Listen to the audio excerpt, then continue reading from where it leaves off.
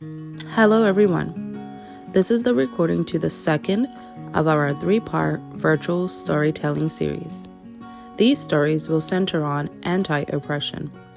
On our website, you will be able to find a storytelling lens that can support you in listening to these stories. Jalasi, bienvenue and welcome. Thanks so much for being here with us today for the second part of our three-part storytelling series focused on promoting equity in early childhood. My name is Jessie Lee McIsaac, and I'm the director of the Early Childhood Collaborative Research Center and faculty in Education and Child and Youth at Mount St. Vincent University. So I'd like to begin today by respectfully acknowledging the land in which we're gathered for this storytelling series. Wabanaki is a Mi'kmaq term and word that describes where the sun rises first, or the Dawnland, and one that describes the eastern location of the work that will be highlighted on Turtle Island. I am joining you from Chibuktuk, part of Mi'kma'ki, the unceded ancestral territory, which remains the homeland of the Mi'kmaq Nation. This territory is covered by the covenant chain of treaties of peace and friendship signed between 1725 and 1779. These treaties are affirmed by the Supreme Court of Canada and recognize Aboriginal title. We are all treaty people and have a responsibility to uphold these treaties through relationships of peace and friendship. In our seminar, we're going to be focusing stories from the unceded traditional territory of the Mi'kmaq and the Beothuk and the traditional and ancestral homelands of the Innu of Nitassinan and the Inuit of Nutusavut and Nunavut. As conveners of the storytelling series, we acknowledge these territories and pay respect to the knowledge embedded in the Indigenous custodians of the lands and waters and to the elders past, present, and future. So again, this is the second part of our three-part storytelling series, and we're so pleased to have our storytellers here today. Our three storytellers who are here, and we will introduce them in a moment. The plan today is we have three stories to share, and followed by Q&A. A few of you asked for a little bit more time with the storytellers, so we're glad to have the opportunity to do that and to give you an opportunity to ask questions if you have that following the story. So we'll do a combined question and answer period after the three storytellers. And then we'll get into some breakout discussion, and then we'll end with a few closing remarks and tell you a bit about our last storytelling session in 2 weeks' time. So just to give you a bit of a background before we launch into the stories, the storytelling series is part of a broader initiative supported by a connection grant from the Social Sciences and Humanities Research Council and supported by the Margaret and Wallace McCain Family Foundation. This work has been made possible through a number of ongoing collaborations and partnerships from across Atlantic Canada, and we have those logos of partners on the screen right now. So we thank them for the support, and especially the planning committee who has helped to identify key stories to hear across the region. So the purpose of this project is to build connections and showcase stories of equity in early childhood. Our work is centered on a broad topic of equity in early childhood, and there are many ways to explore equity. And for the purpose of our storytelling series, and together with our planning committee, we've organized the three separate sessions and interrelated topics related to that broad topic of equity. So these include culturally responsive programming, which was featured 2 weeks ago at our first session, anti-oppression, which is our focus today, and then finally inclusion and accessibility, which will be highlighted in 2 weeks' time. The storytellers will provide illustrative examples through their personal and professional experiences through the lens of these equity concepts. And similar to the last session, throughout the series, we invite you to listen and reflect with intention, explore the connection across the stories, and seek inspiration from the storytellers to take action in your own work. Also, we encourage you to consider and interrogate our colonial systems that influence inequity and the ways that we can move forward toward reconciliation through meaningful partnerships with our Indigenous communities. Before the session, you were sent a listening template, which is highlighted on the screen right now. And this could serve as a useful tool for you to record your thoughts and ideas. You're welcome to use this as a place for you to jot down some ideas, to seek inspiration from connections across the storytellers, some trends that you see, and actions that you might bring forward in your own work. So without further ado, I am so thrilled to share our lineup of storytellers for today's session centered on anti-oppression in early childhood from across Atlantic Canada. Adam, Pam, and Moshella, thank you so much for agreeing to share your story today. We're thankful for your generosity of time and knowledge, and we're so excited to hear from you. So I'm going to stop sharing my slides here, and then we will get this storytelling session started. So first up, we have Adam. So Adam, welcome to the virtual space, and we'll just get you pinned there on the screen so everyone can see you. And I'll allow you to introduce yourself and take away your story. So welcome. Well, thank you so much. I want to just start off by expressing my gratitude for this opportunity to share a little bit of who I am, to share my passions for early childhood education and I'm an advocate for quality, inclusive, culturally responsive programming, working to ensure that all families of Nova Scotia are represented in our classrooms. So it's much appreciated. We are creating connection here today. We are creating community. We're celebrating stories and allowing people to be seen, heard, and valued. And this work here today is the foundation to success. And it's not a moment, it's a movement. And we're moving in the right direction as a province in Nova Scotia with the early years. And so I express my sincere gratitude. I'm Adam Bray. My pronouns are he, they. I grew up in Newfoundland and now I live in Nova Scotia. I'm a proud transgender person who just wants to live life to the fullest. I'm an advocate for the transgender community and mental health access for all people. I work for NSCCDIS as a pyramid model inclusion coach and instruct at the Jane Norman College. And through the Jane Norman College, I have been given the awesome privilege to use my experience, my passions, and studies to facilitate professional development to educators in supporting gender in the early years. Janet Mock, Redefining Realness, wrote, "I believe that telling our stories first to ourselves and then to one another and the world is a revolutionary act.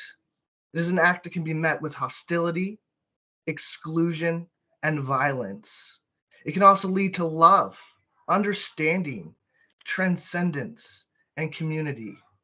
I hope that my being real with you today will empower you to step into who you are and encourage you to share yourself with those around you." So my story is one among infinite, and every transition is unique. There's no right or wrong way to transition. There are no requirements for being transgender. Now, I wish I could from the beginning of my transition that I believe it would be a blessing. I had to work through my own internalized transphobia, the discomfort that I experienced after internalizing societal normative gender expectations. There's nothing wrong with being trans. It's as natural as being cisgender. My transness is to acknowledge that gender is not fixed, but fluid. It's proof that the mind and spirit matter just as much as the body does.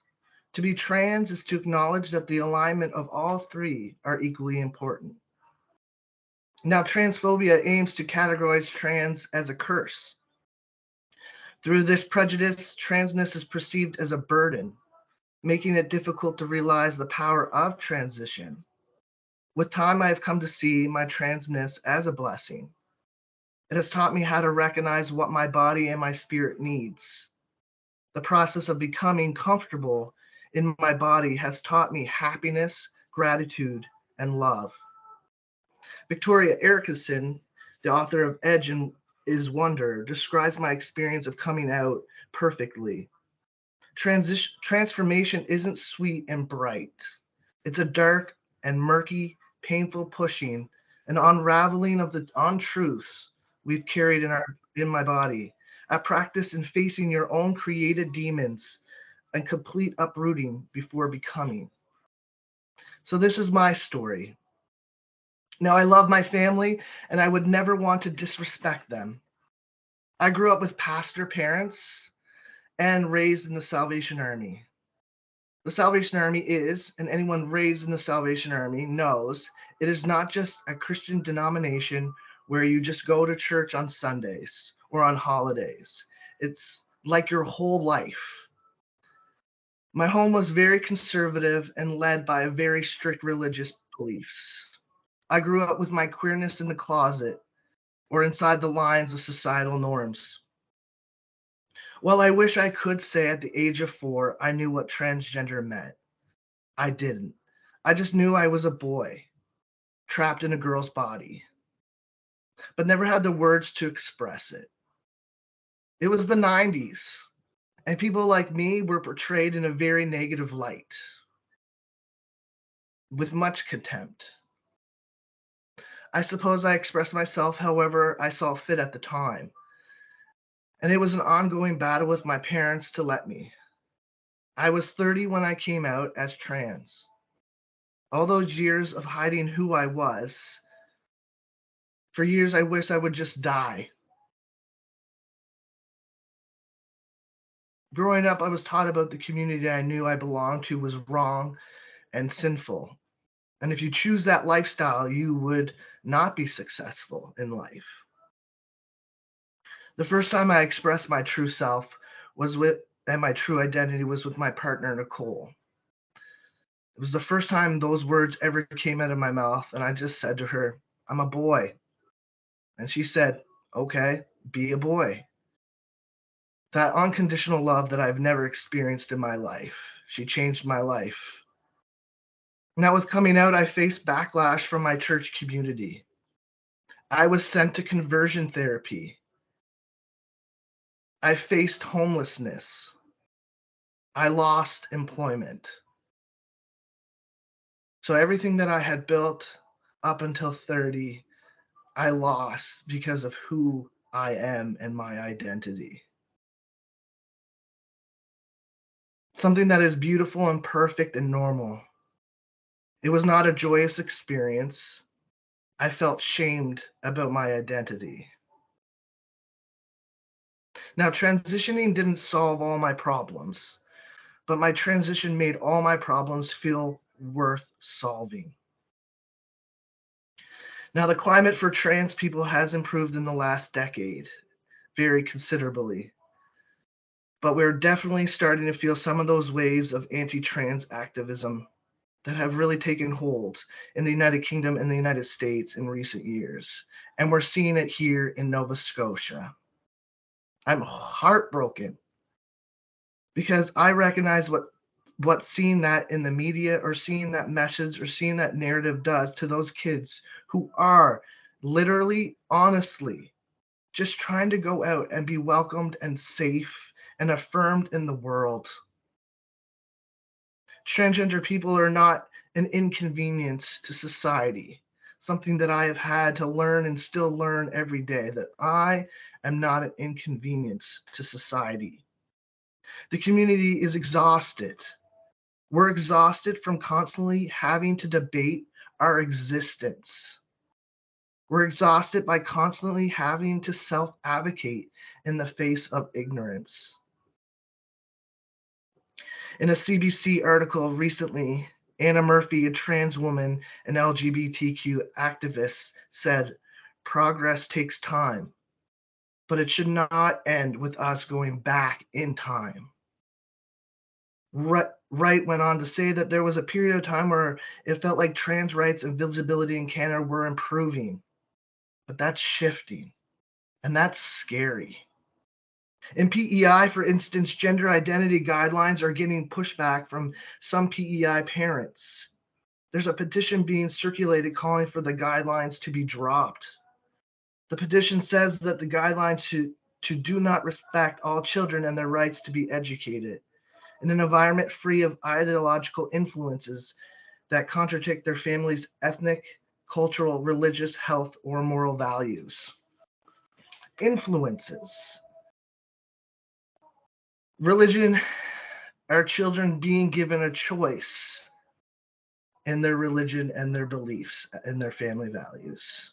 or are they being groomed? And I say this morning because my topic is controversial, because it's the early years. And I am using my stand right now as a political movement that all children have the right to choose what they want for their lives. When I was a kid, straight people held hands in front of me, kissed their partners openly, and even dressed up into whatever outfits they wanted in public. But despite the straight cisgender propaganda, I stayed queer. Adults do not spontaneously become queer. Every queer adult was once a queer child. A lot of us simply weren't given the language, the tools, and or permission to exist as ourselves. Children can be gay, bi, or trans. Just in the last month, there has been incidents motivated by hate towards the LGBTQ community in the province. Police received reports of property damage at 2 separate locations in Halifax. And this brings me here today, and the work that I'm doing to support gender diversity in the early years. I'm just doing my best to be the person I needed when I was younger. That little 4-year-old child who felt alone and misunderstood.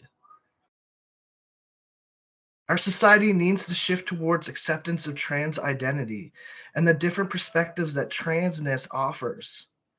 We need to start thinking gender rules are optional and that transgender and non-binary people exist and are valid and valuable in the world. We serve children of any age. It's time. It's time for us to come together, take a deep breath, and be in community with each other at a time when anti-LGBTQIA2S plus activists are attacking the community at every turn. Now, I know we are conditioned to think black and white, to stay within those lines of societal norms. But I encourage you to think like a jack in the box and jump outside those lines. Decolonize your thoughts.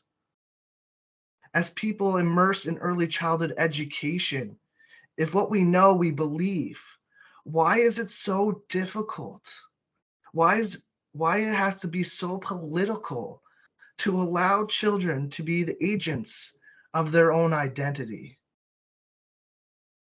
At no point should children be belittled simply for traits and looks based on the expectations of what we believe about gender. How are we showing up as educators? How are we supporting all children? And as you can see, I'm very reflective. That's what we do as educators. We're reflective. How are we recognizing the wholeness of the child and respecting their rights to their identities? All children have gender, and we need to start seeing the whole child, not just bits and pieces that make us as adults comfortable. Through literacy, we give opportunity for educators, parents, and children to talk about gender, identities, and pronouns. Efforts to normalize different pronouns. Pronouns are not just for trans or non-binary people.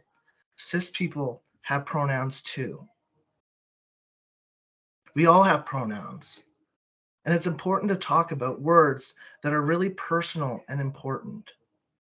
And misgendering is a really painful experience. And it's hard to describe to people who haven't experienced it.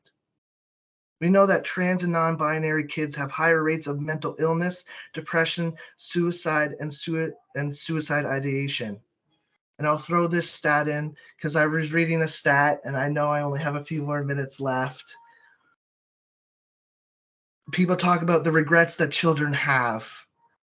The regret of gender affirming care is 1%, compared to people who regret knee replacement, 20%, or corrective spinal surgery, 21%, or all surgeries, 14%, or people who take out student loans have a 52% regret rate, compared to 1%. Building wellness and respect for children in their gender identities from an early age can only lead to healthier and happier children and then adolescence and young adulthood. Research shows that while some children don't feel firm in their gender identity until adolescence or even later, many children ages 3 or 4 can confidently assert themselves as a girl, a boy, or neither of those. There's no downside to trusting that children understand their gender, regardless of whether it matches their assigned sex at birth. So we cannot ignore or minimize their assertion. Instead, we need to stay curious, keep asking questions about what it means for them, and keep checking in. Children are learning the rules of the world. Their thinking can be quite rigid and binary, which can lead them to take things they observe and enforce them as common rules. For example, girls have long hair and boys have short hair based on what they see and they hear. By removing expectations and judgment, we expand our idea of gender and we open the door for more children to express themselves fully and be themselves fully. It's about shedding our preconceptions of what cis people and trans people and non-binary people look like. It's our responsibility. It's our obligation. We need to be providing opportunities, experiences for children to explore who they are as individuals without enforcing gender stereotypes. If we believe that children are capable, confident, and curious, then why is it so hard for society to allow children to express the way they feel and think? We need to allow children to express themselves without society dictating who they should be based on their sex. We want to do what's right, and we want to make sure that every single child feels welcome, feels safe in our early child learning environments. It's really important for us to model and support all children, and this is a natural step for us. And we want to do it right, and we want to make sure that every single one of our children feel welcomed, feel safe, and have a place to belong. It's an unsafe time for trans and gender nonconforming at the moment. A lot of it comes down to education or people who don't know much about the trans community. And it's easy to fall victim to misinformation. I think I'm going to end it right there and questions, but I know from being an educator in the trans community that access to support can be life-saving. I think that a lot more meaningful education is to come because I know it's coming. But this is the beginning today. Thank you so much. Please, everyone, join me in thanking Adam for that wonderful foundation to our conversation today. Children being agents of their own identity. That's just one of the many things that I jotted down as you were chatting. We really appreciate your words and inspiration to support us in our conversation. So if anyone can find the emojis to send along some applause, please do that. If you have any questions for Adam, just put those in the chat and we will get to our Q&A once we get to that point. So thank you again, Adam, so much for sharing your story with us today. Okay, so now we have had one story and off to the second. I'm just going to share the image before we on our end just do the spotlighting. So Pam Whitty, you are with us here and we welcome you. And I'll allow you to take the floor and share your story. Yeah, thank you very much. Adam, the way your talk for me was really helpful because I'm hoping that the stories I tell in this next 15 minutes will show that as a cisgendered person, we are intending to be in community with each other, that it really matters, and that children are agents of their own expressions and identities, that they do know who they are at an early age, and we need to recognize them as knowing beings. So I'd like to thank people for the invitation to be part of this sharing of stories. I love that you're bringing people in the Wabanaki area of Atlantic Canada together. It seems to me to be such an important thing to do. My name is Pam Whitty, and I live and work on the Wolastoqey territory in what is now called Fredericton, New Brunswick, a place that, as Jessica said earlier, is governed by the Treaties of Peace and Friendship. And where I live, it's where Wolastoqey families have lived for thousands and thousands of years along the river. And when I think about practices of equity, the Wabanaki people, that is the people of the Dawn, practice equity in their governance and in their family lives. And we know that they recognized and valued two-spiritedness in their people. as well, they valued their relations with all things on earth in a really reciprocal kind of way. There are documentations of forced visits of Indigenous people to Europe after contact. And what many of them noticed was the inequalities, inequities, and the great difference in wealth of European countries. So I think it's fair to say that the Indigenous peoples on Turtle Island were living a much more democratic and equitable life before contact, and that there's a lot that we can learn from what had happened for much longer on this land than we have now. So I'm an early childhood educator and researcher. I've been in early childhood in New Brunswick for about 50 years, childcare and school and special ed, and for 30 years up until 2020 when I retired from being a professor at UNB. I was an early childhood prof at the Early Childhood Center.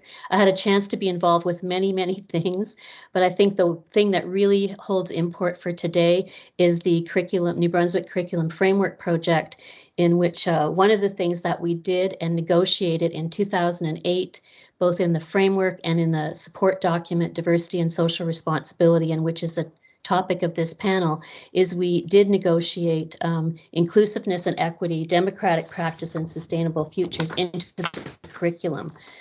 We recognized, just quoting from the curriculum, that each child embodies intersectionally race, religion, culture, language, social and economic status, gender, sexual orientation, and ability in unique and different ways, and that it really is critical for us to take a look at difference for children and with children in order that they can enact their own agencies.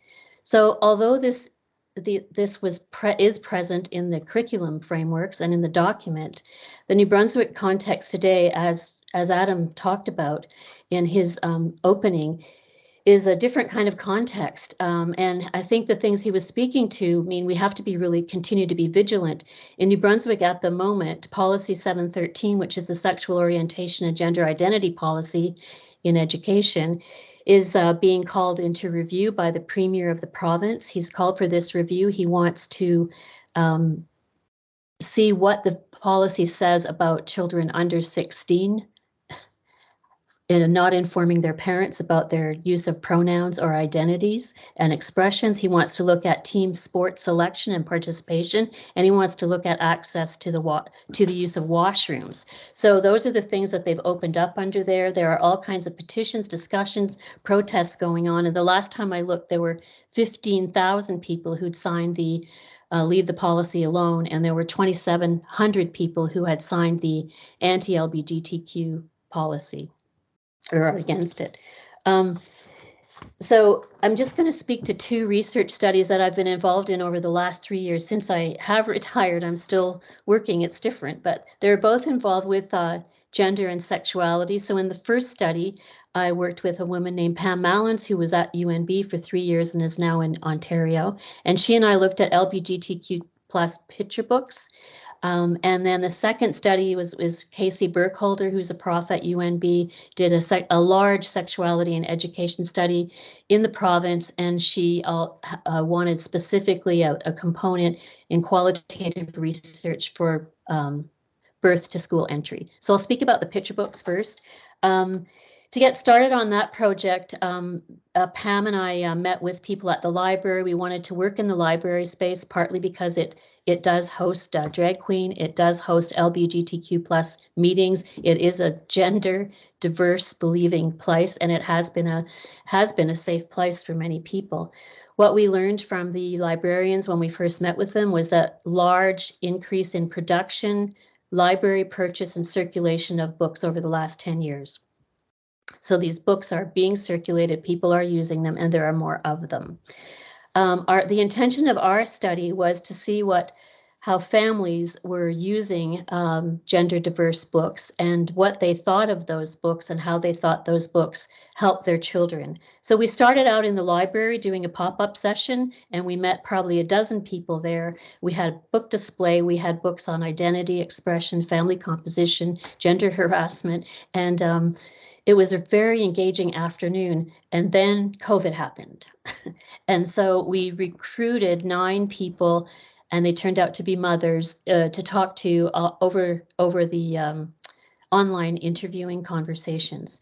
And so through our conversations from these mothers, and they were really keen to share their concerns about how the world is a very much gender binarized, that they see very young children being quickly moved into either or situations rather than fluid situations. And I really think they wanted to tell their stories to us in the hopes that we could do something. But I think what it does is show there are a lot of people who are interested in moving beyond the binaries and into fluidity, whether it is identity and expression, or whether, I think as Adam referred to earlier, the identities are shifting across, not necessarily set.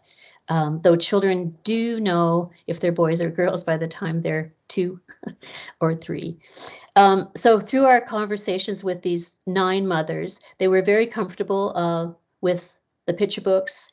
We had introduced them to a lot. They had their own. They did obtain a lot of books from the library itself. So the library in this study turned out to be a force across the province, because I guess the book displays are transported or promoted in each of the areas. So they're not just in the larger cities, they're in the smaller areas. And we had some really interesting conversations with a couple of people in rural areas in particular who told us how important those books were being displayed in a public place where there was a great deal of public homophobia. Can somebody tell me how long I have left? You have 8 minutes left. Okay, that's perfect. Thank you so much. At every one of these sessions, the parents brought their books to us. Now, these were online, and the interviews were, I felt they were so intimate because we were online and we were in their kitchens, we were in their bedrooms, we were with their children. So it really felt incredibly intimate to be doing this. And it was, and they were very, as I mentioned before, very keen to tell their stories. They were supportive of children being exposed to gender diverse books. They were uncertain of what would happen when their children got to school. They were concerned about how their children might address different opinions than their children had. If some people were more binarized and less fluid than their children might be. They really celebrated libraries as a place where you had access to materials. And they gave us a lot of individual stories about children. Pam and I did publish a paper, which I can send to Jeannie, and she might be able to distribute if they are distributing resources. But I'll just give you a couple of quotes from that study. The library is where we would go, especially when he was younger, as it makes sense to borrow books. But some books are challenging to find, not because they're not there, but because they're in demand, like books about sexuality. For example, the book Sex is a Funny Word, a book about bodies, feelings, and you. We had to wait a long time for that one. The library is incredible, said another mother. We went to Drag Queen Story Hour. The book being read had a boy with a purse, and Willow jumped up and said, "I have a purse." The book resonated with him. I think he just wants to be fancy. It's so great to have a library that has these books and events. So I'm going to close that part with words from one of the mothers. And she said, people don't always think of the importance of shared attention of an adult and a child with a book. A book is the most incredible adventure. So I'll just move to that other study quickly. Do I have about 4 minutes? Yeah, you're good. 6 minutes. Okay. Okay. Where am I here?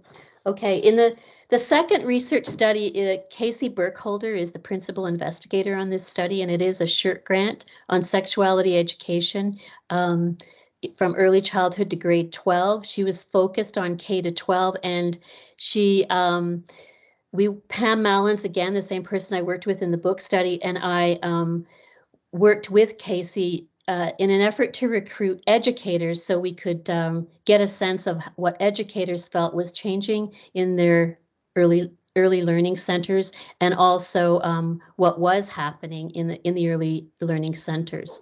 So literature indicates that sexual education is seen as appropriate for older rather than younger children, and it's often an absent curriculum theorized as a construction of maintaining childhood innocence, that children are too young to discuss this topic of gender and they don't really know, which is incorrect because children do really know. There's also a perception of a lack of pedagogical resources. And so in a lot of ways, sexuality education is not supported necessarily in early learning and childcare centers, even though they are very gendered, actively gendered and gendering places where gender construction is ongoing. In the materials, in the movements, in the language. It's just a very gendered space. And so to try to find people to talk with, and again, we were in a COVID period, we did attempt to recruit online. We had the Department of Education and Early Childhood send out information for us.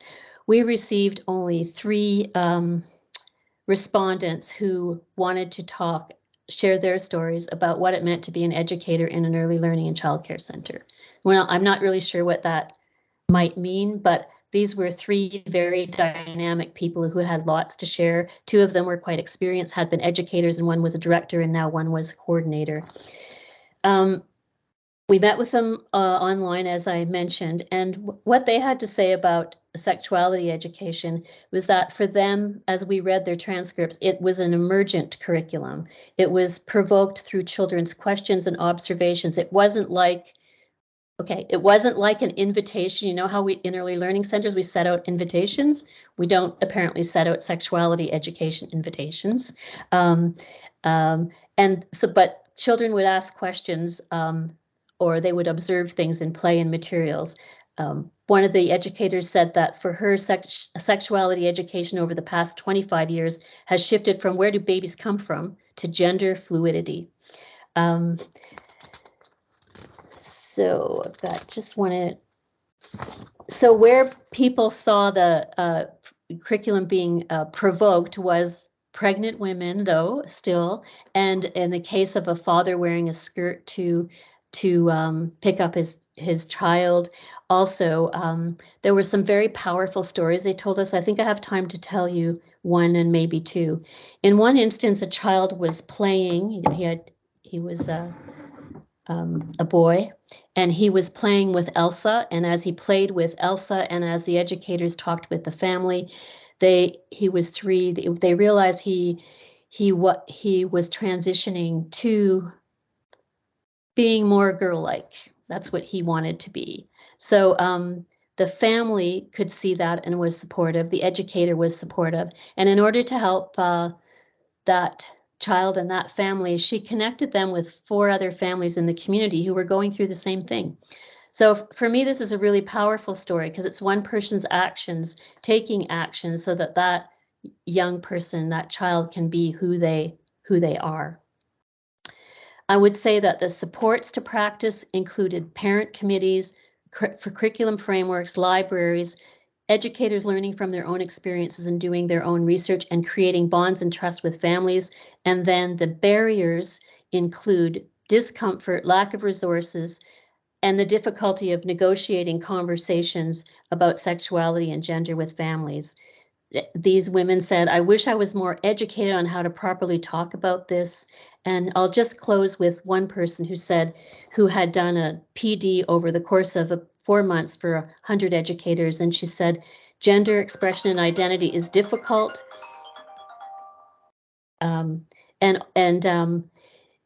We need to reflect on what we do not talk about with children and what is the risk of not talking about these things in relation to expression and identity. Thank you. Thank you. Thank you so much, Pam. Please join me in thanking Pam for her stories, wonderful examples of using research to highlight the stories of families and educators. So much in that, again, lots of notes to think about. I welcome you, if there are any questions that you have for Pam, to type it into the chat there and we can get back to that.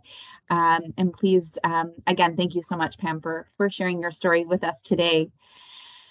Okay, so we are going to highlight our next speaker, just to put up her photo there as our team works on the back end to get her pinned up on the screen. Michelle Short, we are so happy to have you with us here today. And I think you're already pinned up there on the slide. Yep. So I'll allow you to take the floor. Thanks, Michelle.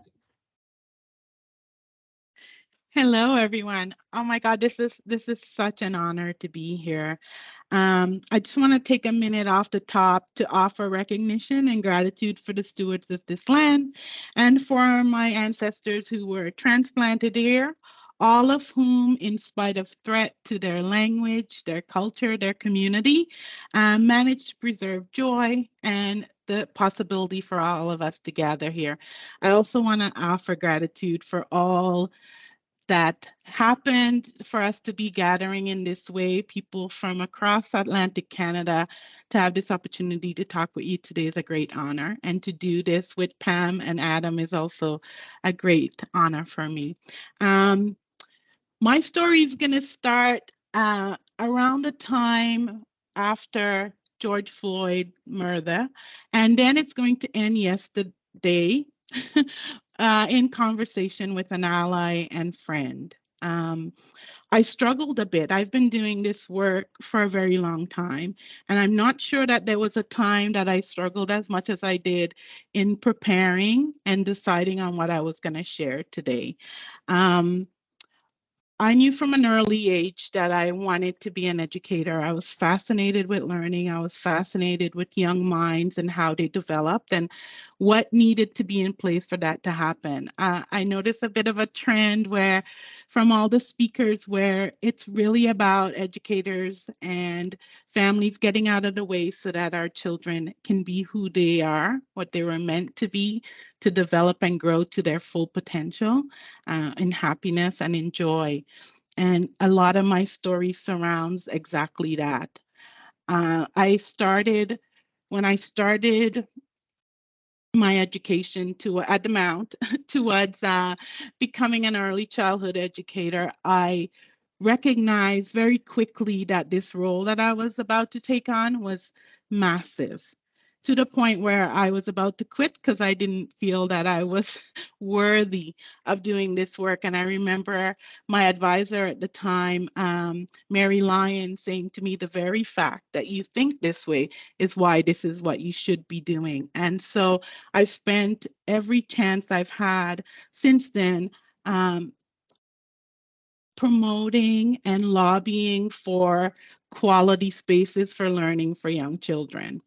Uh, in the past few years, I've been talking with educators as much as I could about what that looks like, about shifting perspective, about going inside and figuring out those things that are placing obstacles in the way of our children being who they truly are, in them finding joy and fun in their learning and safety in their learning spaces.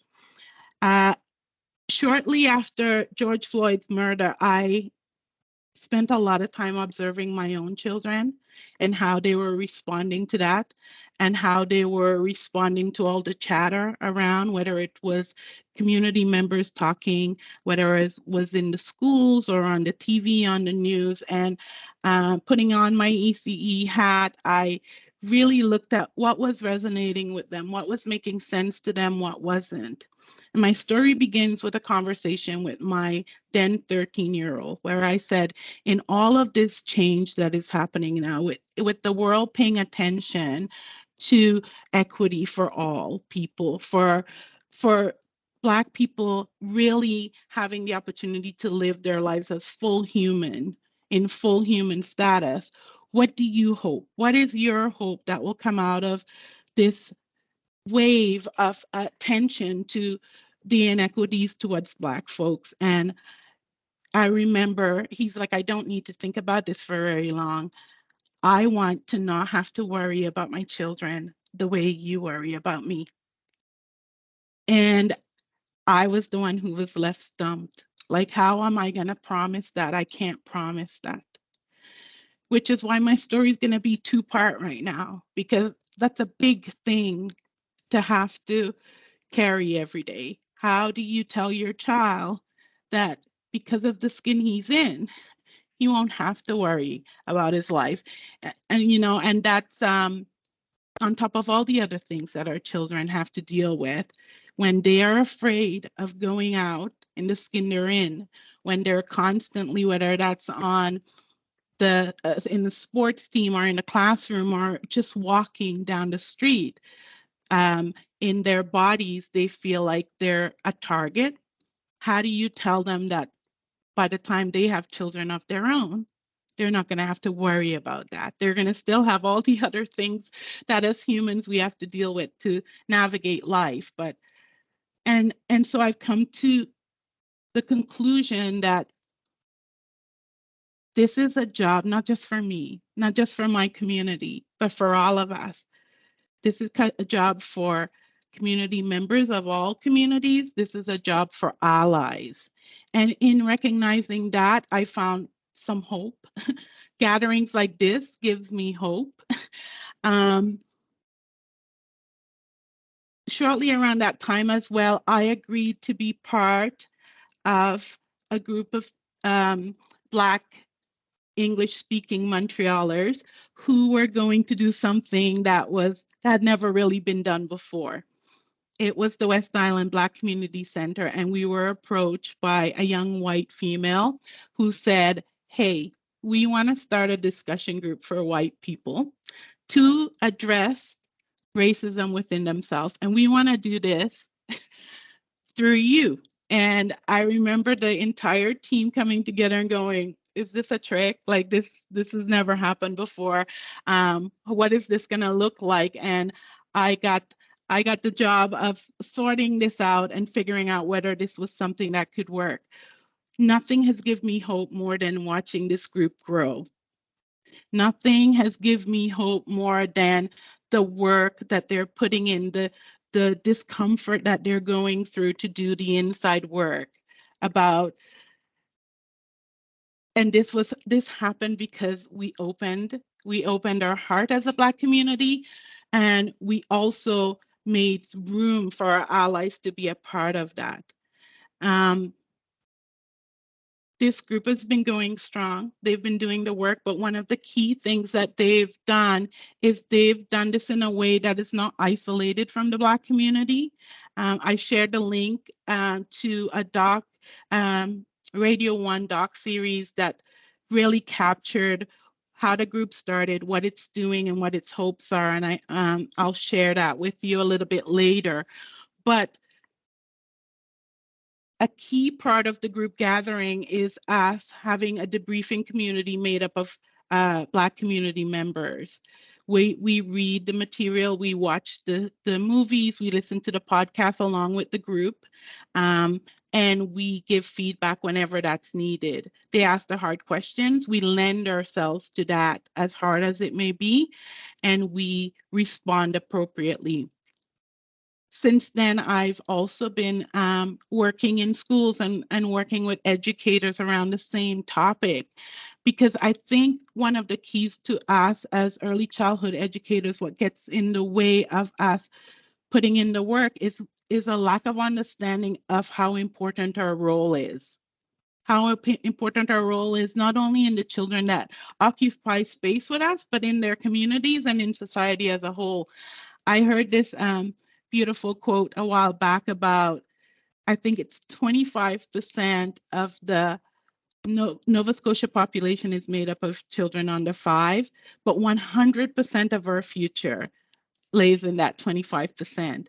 And so because we are charged with this 100% of our future, we really have to knock those boxes open, create circles of support, circles that will rally around not just community members who are putting in the work, but allies who are also putting themselves out there.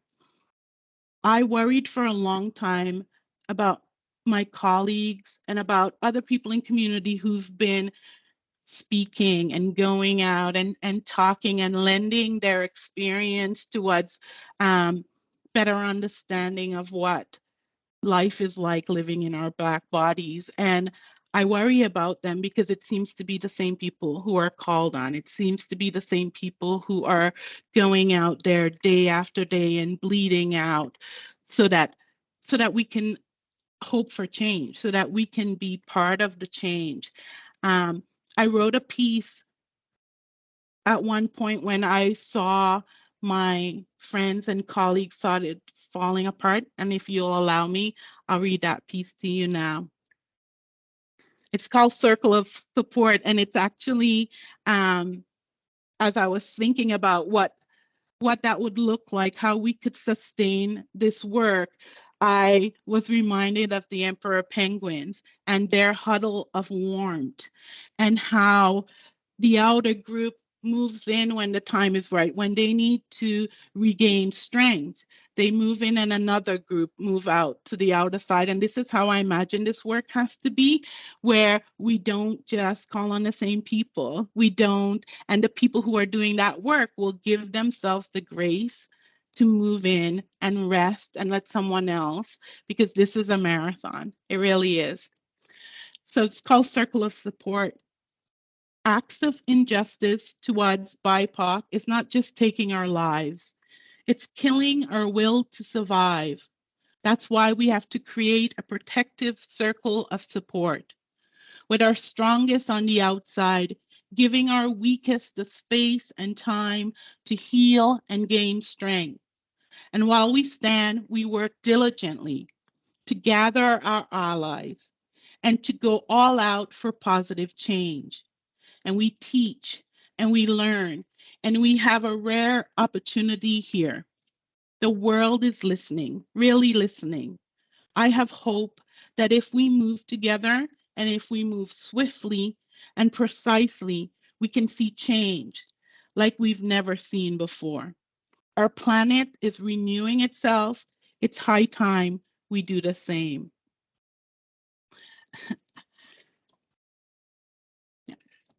I get a little bit emotional just remembering what was happening in our world at that time. And then COVID came in and everything seemed to be crashing around us, but hope was real.